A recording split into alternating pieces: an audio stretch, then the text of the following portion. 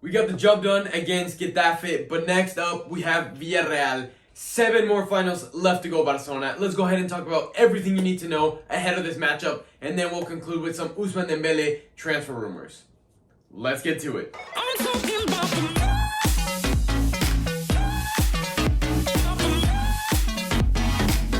Hello guys, welcome back to El Merengue Cule, and as you have just heard me say, we have 7 finals left to go, and yeah, you maybe are a bit confused. Why 7 finals? We're in La Liga, what are we talking about? Well, let's actually take a look at the table, and despite the fact that we're currently sitting in 3rd place, we're actually sitting in a very great place, in a very good position.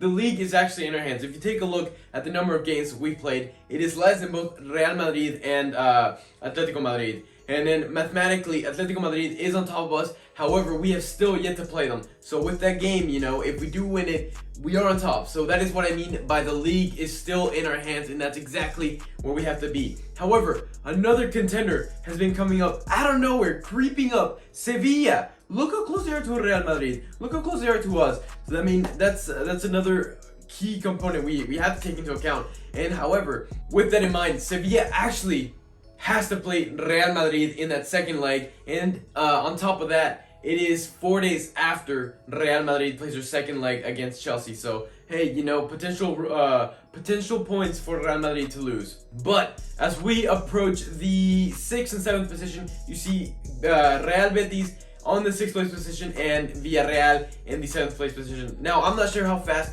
I'll be able to get this video up, but at the time of recording, Real Madrid versus Real Betis has not yet started, but you guys might already know the score to that. So, I mean, that's definitely some room to change, and Villarreal is right under them. So, Villarreal is definitely going to be wanting to get some points this match day to push up in front of Real Betis. Why? Because they're fighting for European positions, and that is massive for clubs like these that just get a great influx of money if they do make it into these competitions. So again, it's there's going to be a lot of competition this week. There's a lot of great matchups. You're not going to want to miss them. But as we start narrowing down into Villarreal, what games did they just play? What games do they have coming up? They have a very tough schedule ahead of them, of course, counting yourselves, but they also have the likes of Arsenal, Getafe, and then Arsenal again in the semifinals of the Europa League. So like I've already mentioned, they have a very, very tough schedule. And like we saw earlier this season, and as well at the end of last season, if you get an early goal against them, they're the type of team to know that it's going to take a lot of energy to bounce back,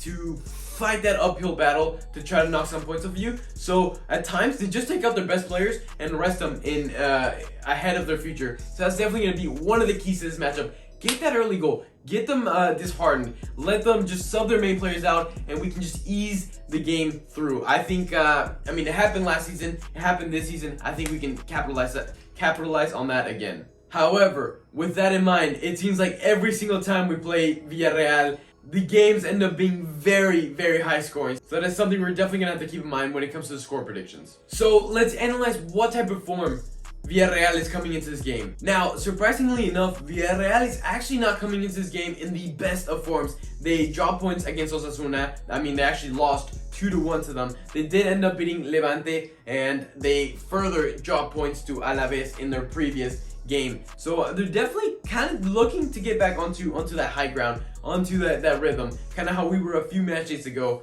So they're going to be pushing for it, guys. It's going to be a tough game. So now let's talk about their strengths and weaknesses so we can actually analyze where we can capitalize, where we can hit those jabs from. Now, one of their strengths for sure has to be their attack. And more specifically, they're very powerful at sliding in those through balls. They have a lot of speed up top. They have a great partnership in Gerard Moreno and Paco Alcacer, an ex-Barcelona player. And them two are going to be a nightmare. Gerard Moreno specifically is very clinical in front of goals. I think he has 20 goals this season, so definitely in the race for the Pichichi. Players to watch out for, like I've already mentioned, especially Gerard Moreno, Paco Alcacer, but also Chukwueze is another player that, in the right scenarios, he can change the game. So again, the attack is something we're gonna have to be very careful. In addition, they're the type of team to not really care too much about playing wide. They love to attack narrow down the center, which is why I think a 5 in the back formation will be especially beneficial for us, but we'll get to that in a little bit. However, some of their weaknesses are the fact that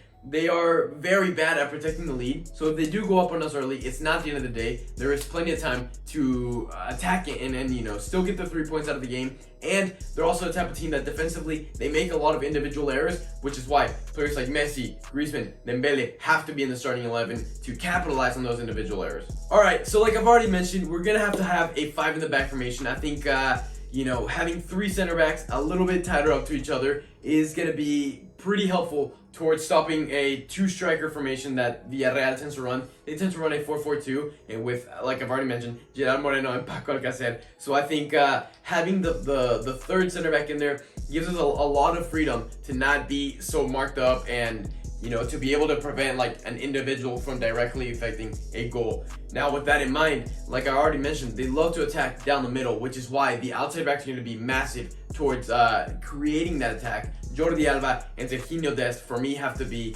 those 2 outside backs. And then the third center back is a bit controversial, but I'm actually going to go for Oscar Mingueza. I know Ronald Koeman got mad at him last game, but I think it'll be a little bit harsh to not play him. He's been having an amazing season. These past 5 games, for me, have been nearly impeccable. A few issues for sure, but I like the way he's been playing, and I think we can continue to develop a great young player that we have in our hands. However, when we transition onto the midfield, I have my doubts, and there's 2 variations. The one that I want Ronald Koeman to go for, and the one that I think Ronald Koeman will go for. I don't want Pedri to play.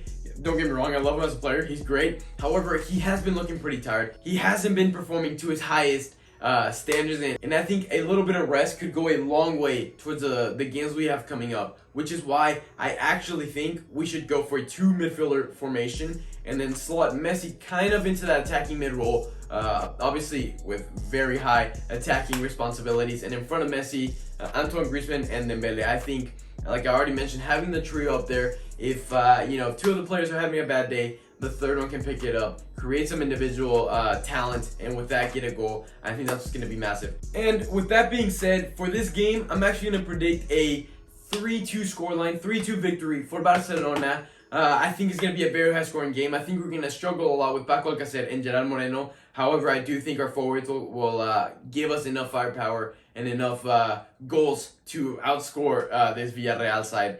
With that being said, guys, you know the deal. Let me know your score prediction down below. And at the end of the season, if you are the one with the highest predictions, the highest correct predictions, then you will win yourself a Barcelona jersey.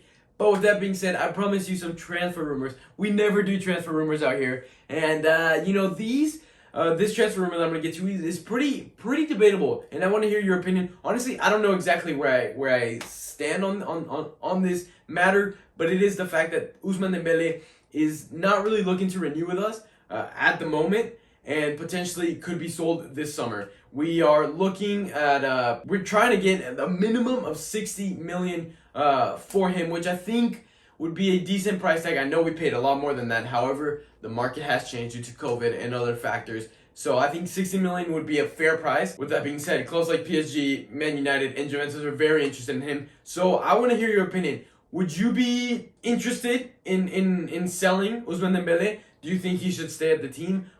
Give me your insight. I honestly, I don't know. I love him as a player, but at times he goes quiet. I can't deny that. I'm not even sure how many goals he scored. I think he scored about 10 goals this season, which is not bad. It could be better, but you know, there's a lot of room for debate on this one. So I want to hear your opinion. Let me know down below. Guys, you know the deal. If you enjoyed the video, hit a big thumbs up. Don't forget to hit that subscribe button and the notification bell on. And as always, guys, Visca Barça!